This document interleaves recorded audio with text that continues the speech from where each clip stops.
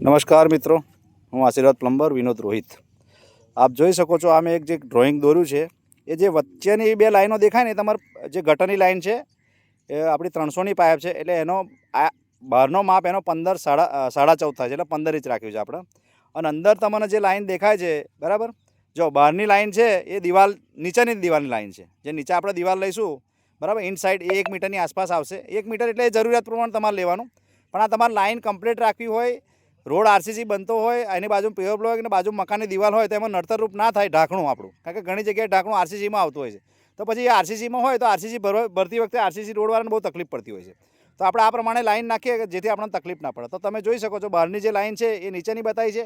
પછી બીજા નંબરની જે લાઈન છે રાઉન્ડ, એ ચેમ્બરનું ત્રીજા નંબરની જે લાઈન છે એ ચેમ્બરનો અંદરનો ગાળો છે. ધારો કે તમે 35 ટનનું ઢાંકણું લાવો તો એનો અંદરનો ગાળો જે આવે ફ્રેમનો, કવરનો ફ્રેમ આવે એ 22.5 આવે, એટલે 22 આવે, એટલે આમ 550 થાય બરાબર.